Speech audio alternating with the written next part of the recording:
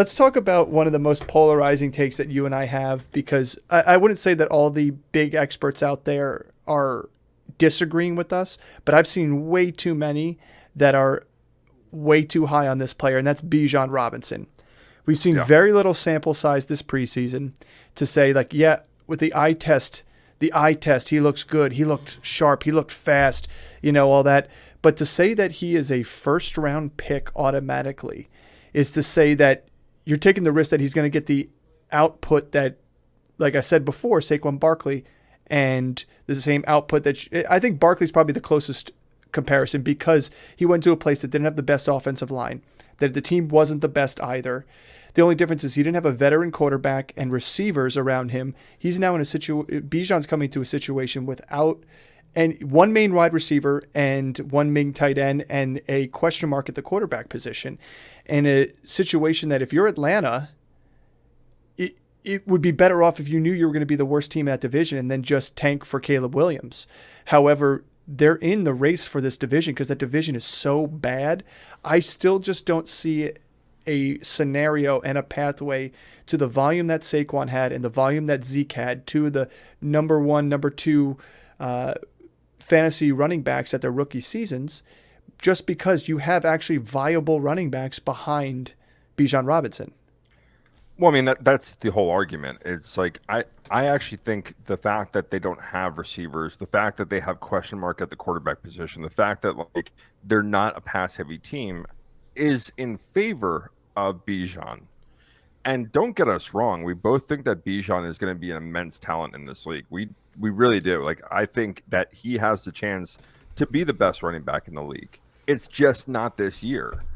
And yeah, they're going to run the ball more than anyone else in the NFL. But the fact is that unlike Saquon and unlike Zeke, he's coming into a crowded backfield where they have a second-year running back. And yeah, is Bijan better than Tyler Algier? Yes, he is. But they're still going to use Tyler Algier.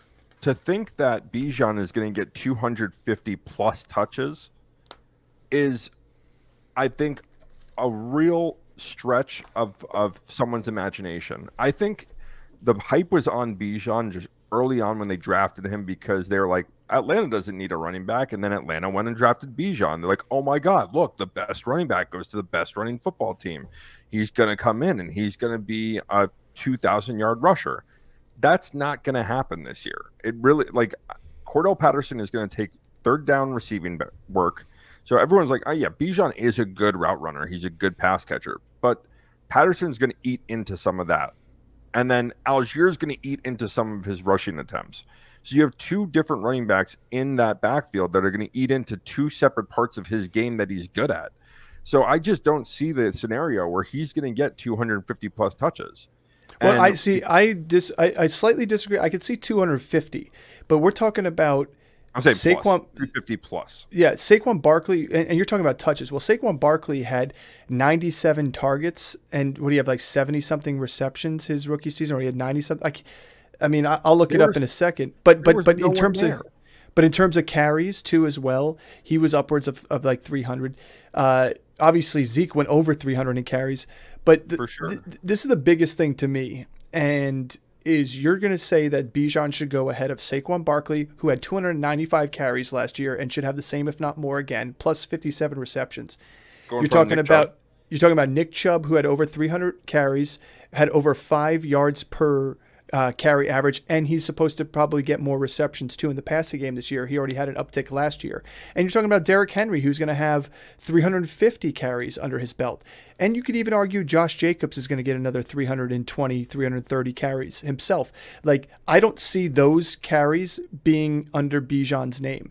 And listen, I'd be the first one to eat my words if Atlanta decides to do that, but it'd be dumb of them. It would be a repeat of what the New York Giants did to Saquon early in his career. And now you're looking at it here. Is they're afraid to sign him for big money, and other teams will probably be afraid to sign them for big money because of quote unquote wear and tear. You just don't want to risk the injury. I mean, Bijan had great volume in college. He can handle the volume, and that's not what we're talking about here.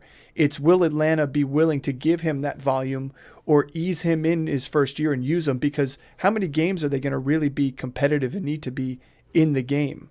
And how often, the other question is, how often is Desmond Ritter going to check down to him too as well? So I just think the scenario to see the volume that Saquon had and the volume of rushing that Zeke had are, like, you can argue that's the ceiling for him, but I just don't think it's in the realm of opportunity for that to happen. It's a different scenario. It's apples to oranges. Yeah, I mean, when Zeke came into the league, DeMarco Murray the year before ran for 1,826 yards behind that offensive line. There was nobody else in that backfield when he came in. Yeah. There wasn't like a legit threat to him. There wasn't, a second bell cow running back. Tyler Algier carried the workload last year. He was a 1,000-yard rusher, over 4 yards per carry. It was a solid outing for a rookie. Right. And he's a second-year young guy. And then the year before, Cordell Patterson was like the shock of fantasy football, the performance that he had running behind that line. When Saquon came into the league, same scenario, right? There's no one there to take away touches or threaten him. Yeah. And again, not saying that Algier is going to be commanding 50% of the workload there, but let's just say he takes 30%, and let's say Cordell Patterson takes 15%. So is that going to give enough touches? So let's talk about this real quick. So me and you both agree that I wouldn't take him in the first round. Like, I would not touch him. So I will say I will take him in the second round. If he falls to the middle of the second round, I think I would probably take him over Tony Pollard. I would take him probably over Travis Etienne. I would take him over Aaron Jones, that kind of next tier down. But I agree, like, with the Tony Pollard comment. And just a quick side note, I think Tony Pollard and him are both at the same opportunity to finish with the same number of carries and receptions. Like, they're going to be very similar in that scenario because both teams aren't going to lean in on these guys heavily. Now, the Cowboys obviously have a better offense. They're going to have a new offensive coordinator, it's a little bit more balanced. And the other thing you got to understand too is in Atlanta, they're going to have to see what they got in Desmond Ritter. Like, they got to decide, is this going to be the guy of our future? And if he's not, so you're going to have to pass the ball, and you're going to have to take opportunities to pass the ball. The reason why Atlanta was the number one team in rushing last year wasn't just because of their running game from the running backs. Marcus Mariota tuck and ran the ball so much when he started at the beginning of that season. And I don't think that's going to be the case for Desmond Ritter. He can do it. He's athletic, but they're going to need him to pass the ball. They're going to need to get to their other big targets in Drake London and Kyle Pitts. So to me, I think it would do a disservice to not only Bijan Robinson early in his career, but it would do a disservice to the whole football team to just say, let's give him the ball every single time. I mean, looking back at the Saquon numbers, like I said, he had 260 carries and he had 91 receptions on 121 targets for the New York Giants, his rookie season. And that made him the RB1. Yeah, and so you see what it needs to take. And I just don't see those numbers for Bijan. Like, maybe he gets 225 rushes, maybe 250 rushes. But again, every other running back that we're saying is going to go before him is going to do that plus more. Right. And then they're all going to, say he gets 50 receptions, which is a pretty good number for a receiving running back, maybe even 60. Saquon's going to do that. You could get Nick Chubb in the 40s. You could get Derrick Henry in the 40s. Although Tajay Spears looks pretty good. So to me, like, to say that, especially like you look at Eckler and McCaffrey, he should not be drafted over those two guys. Like, there's no scenario. No, but like, I've seen so many rankings where he's the number 3 running back, and that's in standard and PPR. And we've seen him at the number 1 in PPR before. Yeah, which is that's crazy. It's absurd to me. It's absurd. It's like I can't wrap my head around it where someone can rank those guys over the most elite running backs in the league. And yeah, he comes into a good scenario, but he's not replacing Algier. Algier didn't get cut. And let me just throw this on top. We have no idea what the goal line work is going to look like. We don't know if Cordell Patterson is going to touch it.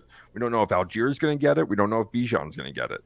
Yeah. So I think we have a pretty good scenario, like in Detroit, where with Gibbs and Montgomery, like Montgomery's going to get a lot of the goal line work. We know that. So in standard, he's going to be ranked a little bit higher. Gibbs should be going in around the 3rd, 4th round. And he's going to be heavily involved, but he's not going to get goal line work. So if the touchdown numbers aren't there for Bijan, good for him. He ran for 1,200 yards. Good for him. But if he has sub 8 touchdowns, he's not even going to crack the top 5. Yeah. And that's really the scenario. I don't really see him cracking the top 5 at the end of the season. I think he very well could be number 6, 7, 8, all the way through 10. I think that is his ceiling is 6. All right. I just can't see him outproducing guys that are true bell cows like Chubb, like Henry. But outside of injuries and complete fall flat on your face, seasons, whether it could be from McCaffrey down to Henry, if one of those guys completely falls flat. I agree. Right. I mean, the last thing I will say is I just did a PPR draft this evening. It was a 10-team PPR. I was the number 9 pick. I went Tyreek Hill. I swung around. I did take Bijan second round, 12th pick, so that technically would have been a first rounder in a 12 team. But I took him over Derrick Henry just for upside there. But it took me a lot out of my mind to not press the home run button on Henry or one of the other receivers. That was a mistake. I may regret it. It's my least favorite pick that I made. I just said to myself, you know what? It's a family league. It's a friendly league. It's not necessarily a major money league. I was like, crush your family. This is the first time I've drafted him. Period. This is the first time I've drafted him. Yeah. And it may be the mistake I made. I'll tell you what, I'm not doing it in our league because I'm drafting 3. So. Well, we've talked enough about Bijan. We said plenty of our piece there. In the comments, please tell us your thoughts. I think we're going to have a lot of people opposing our view, but I'm sure there's plenty of truthers out there that do think at the end of the day that Bijan may not be the second coming of one of these other running backs in his rookie season. I think he's going to be a fantastic running back in the NFL. I think he's very talented. It's more of a scenario thing than it is talent, end of the day. Right. So there's 2 players here. We'll start with one out of Chicago that we think people are very low on, and we are ourselves finding the opportunity to draft him at the ADP value right now, but we are also drafting him earlier than ADP because the scenario for him as the RB1 on his squad in Chicago is already there. He's earned it, and that's Khalil Herbert. He's been going in a lot of sleeper drafts around round 9. If you haven't had a chance to watch our mock drafts that we did this previous week for our mockathon, go ahead and look. Chris was drafting Khalil Herbert in the 9th. Herbert in the 9th. That's his new team name. Khalil Herbert was a fantastic running back the past couple seasons behind David Montgomery. And anytime David Montgomery got injured, Khalil Herbert came in and he blew up 100-yard games. He has home run hitting ability, and that's what David Montgomery didn't have. And that change of pace for Chicago was great. But it just proved that if you look at the yards per carry and Khalil Herbert versus what Dave Montgomery did, I think you'll see that there was a great disparity, and it's not like they were running behind 2 different offensive lines. And I just think that the opportunity is going to be there. These teams are going to be scheming against Justin Fields, not against Khalil Herbert. And so you may get some more edge rush, pass rush opportunities where he hits the hole and the D end is passed or linebackers behind him in the back already, and all of a sudden he's got wide open 6-7 yard carry before he gets tackled. And we saw a lot of that in this past year. Why do you love Khalil Herbert in these drafts besides his value? Yeah, I mean, the value is just absurd because especially if you're going like 0 RB and you're looking for some late round running back value, or you're going for bench spots at running back. Let's look at the 3 guys above him in ADP. And let's look at the 3 guys below him in ADP. All right. The 3 guys above him are Rachaad White, DeAndre Swift, Brian Robinson Jr. The 3 guys below him are Antonio Gibson, A.J. Dillon, and Zach Charbonnet. All right. Of those guys, of all the guys I just listed, Khalil Herbert is probably going to command the most targets or the most rushes out of any of them. Now, I'll make the argument for DeAndre Swift because if DeAndre Swift ends up being the one and only guy there, then he's clearly in a better scenario and you can get him at a really good value. But he's another one where like the value is really good there. But Khalil Herbert going in the 9th round is like taking candy from a baby. The guys that are going around him in that scenario or in those rounds, you're not going to get a running back that has that kind of potency. When guys are snagging up like their first quarterback off the board or a tight end, you're going to be sitting there with Khalil Herbert. And again, like Jono said, this guy has home run ability. He's proven it in the short time that he's had. I mean, I know he's had some down games in there too, but when he's commanded 20 plus touches, he's had 20-point games, 150-yard games, multi-touchdown games, and he can do this. and we saw it on a bad team. Now, we all expect Chicago to be much better this year. Overall on offense, they're going to run more plays, and that was kind of the downside last year of the Chicago rushing offense, was that they just didn't run enough plays. There was like big play from Justin Fields. They scored a touchdown. There's constant 3 and outs or 1 first down series.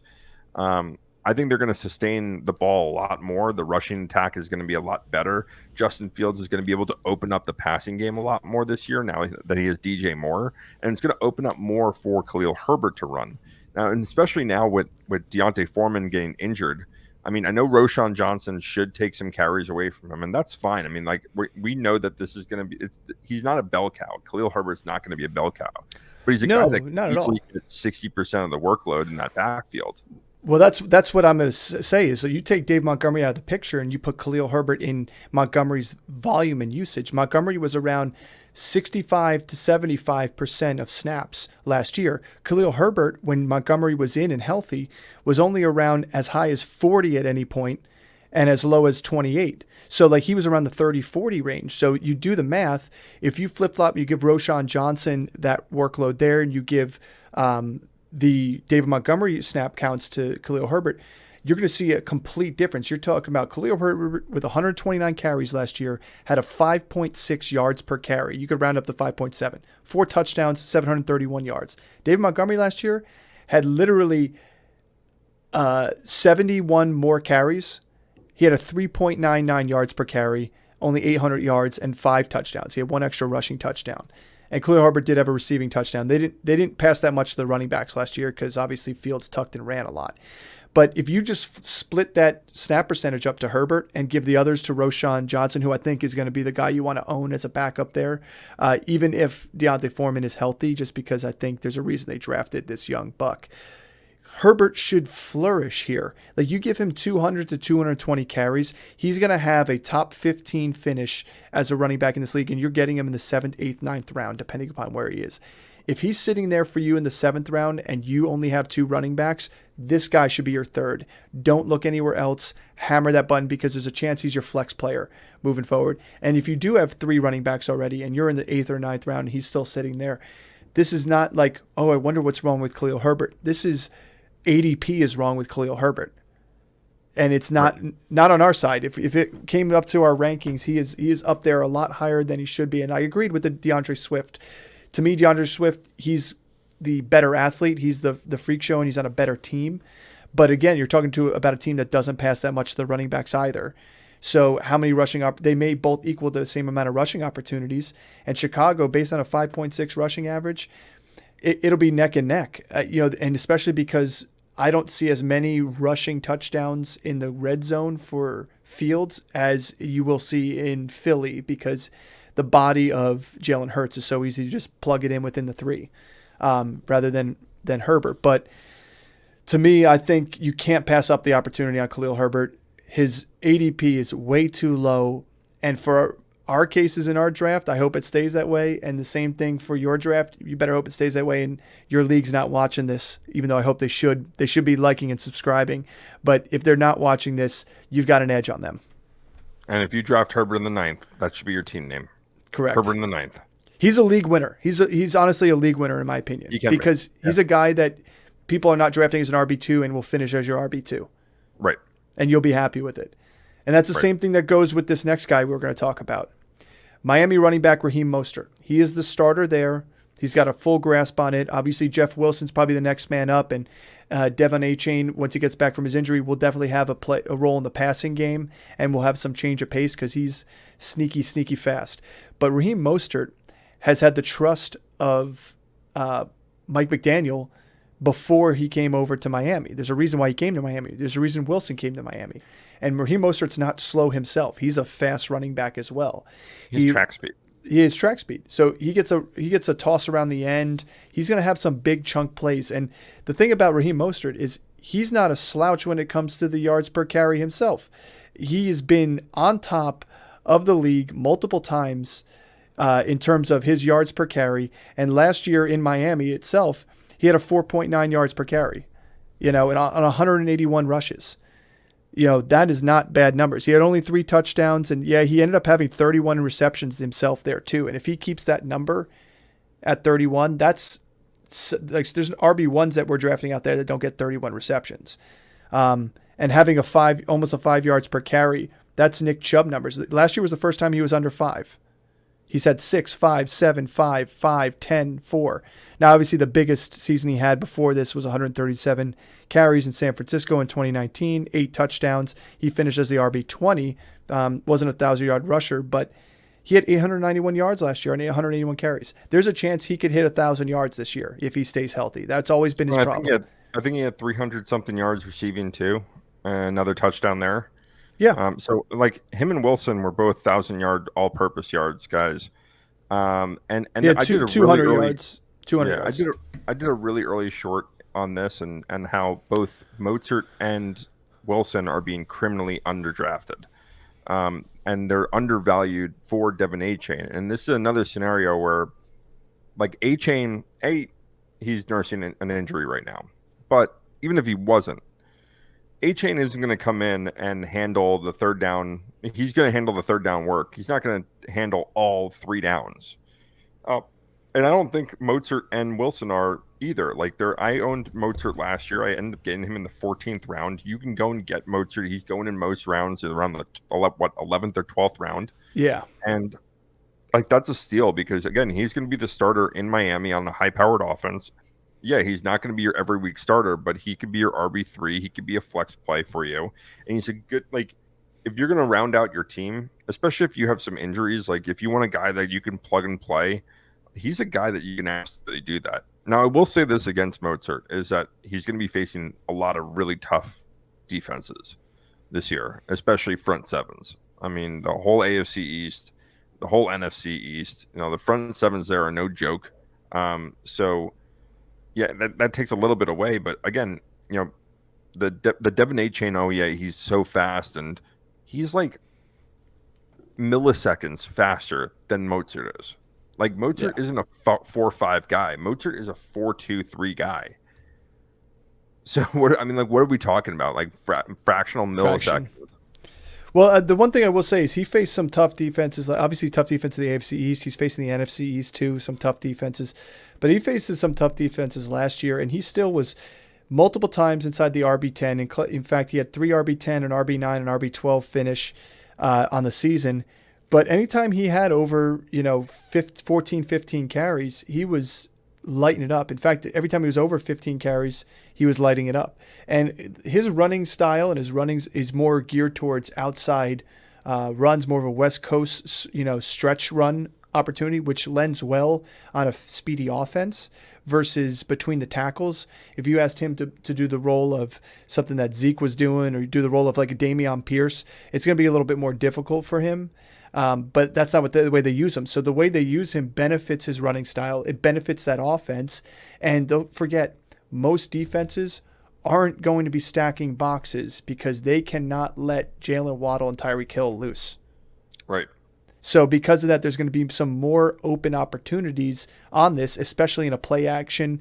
They run a bunch of play action, so it's also going to open up the run game. I just like him as my RB3 if you go like 0 RB. As my RB4 as a bench, as a first guy up, because he's a flex opportunity. If they start just feasting him, and certain matchups might be good for you because obviously in standard scoring leagues, running backs are going to, on average, score more points than wide receivers. It's just, to me, a no-brainer. The guy is finishing, I think he finished 20-something last year. He was 27th last year, but he's not being drafted as the 27th running back again this year. He's the 47th running back off the board. So let me say this. He's 4 running back spots in ADP above Kenneth Gainwell.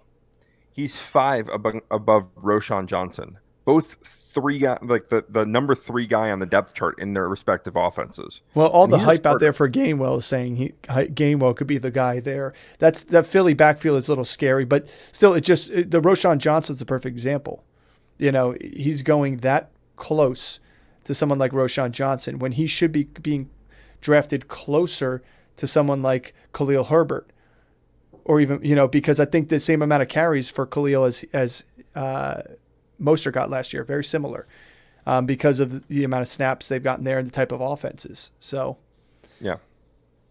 I mean, there's not much else I want to say about Mostert. To me, we already said it. If he's there for you late in the drafts, hit the smash button, take him, especially if you go 0 running back and you get someone like James Conner, then you get Khalil Herbert in the 9th, and then you get someone like Mostert in the 11th.